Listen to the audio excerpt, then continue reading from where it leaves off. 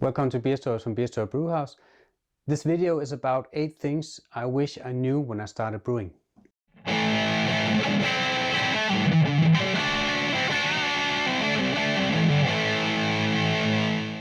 If you don't want to miss any videos from Beerstories, please click like and subscribe down the corner here. You get the newest videos directly in the YouTube feed. You'll help out the channel and it make me very happy. And of course, I would also be very happy if you follow me on Facebook and Instagram. So before I start this video, I'll just pour myself a beer over here.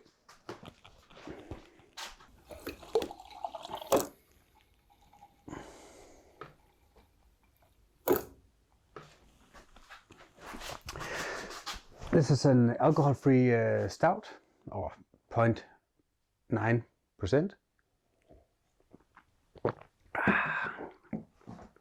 And I want to pour this because this is a video where I reflect on when I started brewing, and the things I wish I knew back then, because it would just have made my brewing life or brewing hobby so much easier and better right from the start. And I thought that needed a beer.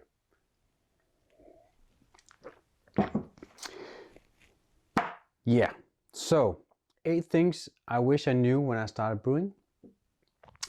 Number 1, I really wish I was told by a lot of people that that pilsners, lagers in general, were very hard to brew. So I didn't brew them for a very long time.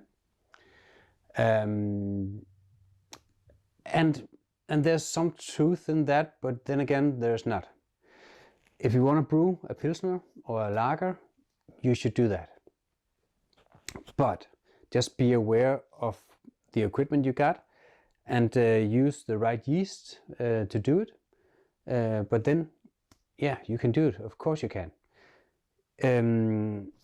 It's true that most lager yeast have to ferment at lower temperatures. But the Weihenstephaner strain 3470 can actually ferment up to 22 degrees Celsius. I'll write somewhere what that is in Fahrenheit.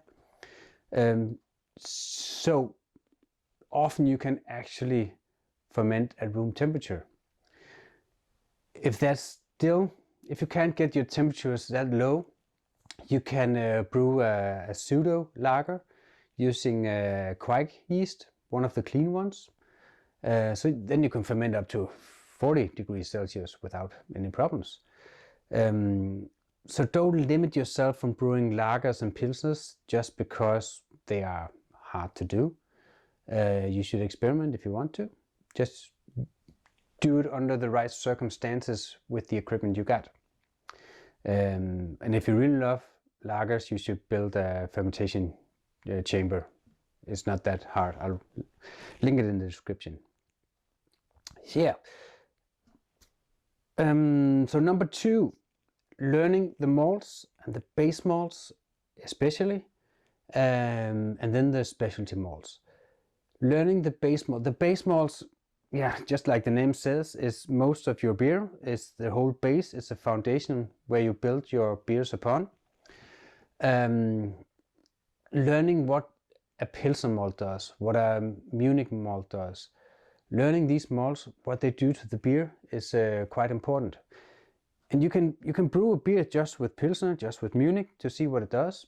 You can also just make a malt tea, where you crush your grain and then pour some hot water over it, let it steep, and taste it. It's not the same, but you get a feeling of what these malts bring to the table. So do that, especially with the base malts, but also with the specialty malts. But they are a little bit easier to understand. Chocolate malts, they're roasted, they smell roasted, they are dark, they give color. Caramel malts, they give color, they're dark. Caramel, well, it sounds sweet, it is sweet. So they're a bit easier to understand, but the balance in the beer also depends on how much you use of each malts. I'll link to a guide down in the description from my website where you can see how much you can add of each malt. You can't use 50% crystal malt. that would be a terrible beer. So yeah, but there's a guide down in the description. And this brings me on to the next one. It's not, number 3 is, it is not very hard to make your own recipes. I know so many brewers who are afraid of making their own recipes, and you should just do it. Brewing programs like Beersmith and Brewfather, they have these guides. So if you want to brew an IPA, you can get the IPA profile, and you can build your beer after that. So it will give you a lot of wiggle room in terms of alcohol, bitterness, color, and you can just build your beer up after that. It's not very hard. But if you really don't know where to start, get some recipes from others. You can find so many great recipes out there. Put it into the program you want to use. There's a link down in the description on how to use Brewfather. So if you have the recipe, try to tweak it a bit after your best capabilities, and then you have your own beer. It's much more exciting. And one of the most fun things about this hobby is, for me, is making these beers. I can almost taste the beer when I make the recipe. I make a lot of recipes. I probably brew about 10% of them. And I think it's fun just to make the recipes. They are all in my Brewfather. And at some point, I hope to brew them all, but if I don't care, because it's fun just to make them. And this actually brings me to number 4, balance in beer. Balance is really important. And there's this bitterness unit versus gravity unit, which basically is just the bitterness versus the sweetness or the alcohol strength. And when you put a recipe in Brewfather or a program like that, you can actually see this scale, and you know if you're right in the middle. It's not too bitter, it's not too sweet, it's not too but if you go in the low end, it will be sweeter. If you go in the higher end, it will be more bitter. And if you load in a profile like an IPA or a brown ale or whatever, you have a range to keep within to hit the beer style. And you can balance your beer just from this. You don't have to taste it or know everything. You can just take a look at your graph.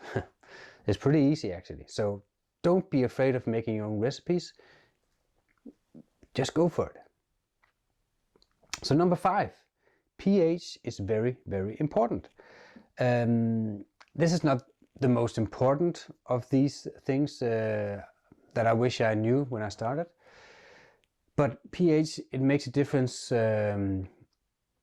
according to efficiency, and it's just so easy to adjust the pH. So why not do it? If you use a program like Beersmith or Brewfather or whatever, you can see right there in the calculator how much lactate to add, how much acid to add.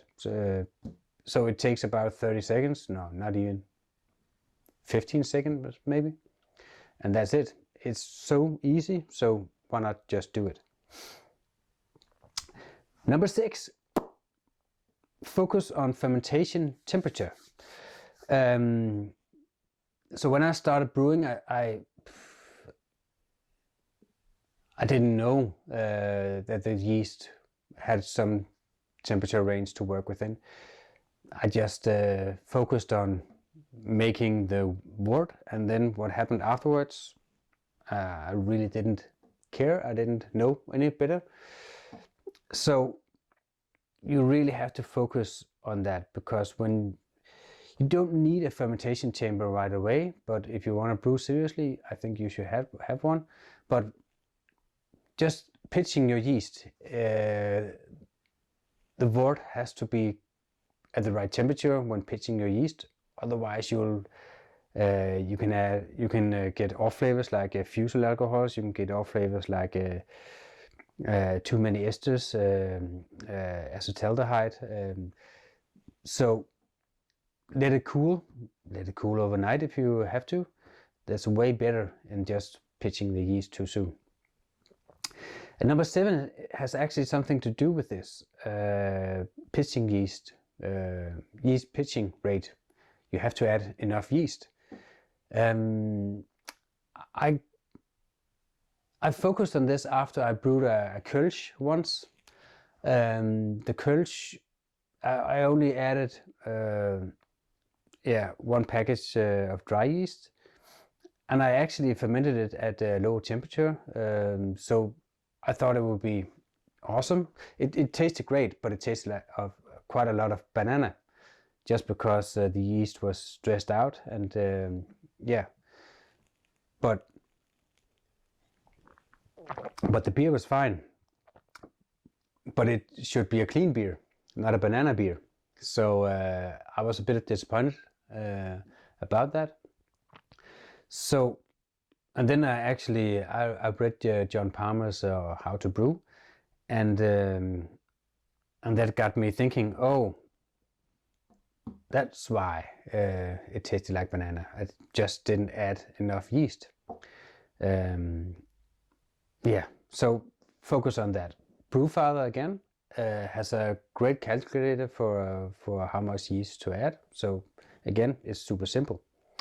Number 8, and the last one, keep everything oxygen free after pitching the yeast. Basically there's not much to say about that. Don't open the lid. I use a magnet to dry hop. You can see it down in the description as a movie or a video. Never ever open the fermenter.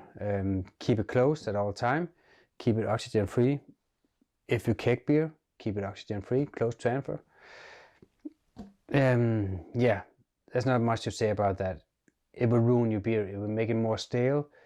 It can actually make it brown, purple, overly sweet if it's a hop beer. You can also get this cardboard flavor. It's not the flavor I get the most when I get a oxygenated beer. But yeah, just a stale beer. Keep it oxygen free.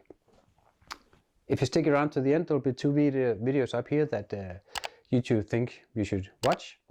And I'll be very happy if you click like and subscribe down in the corner here. You get the newest videos in the YouTube feed, and you help out the channel.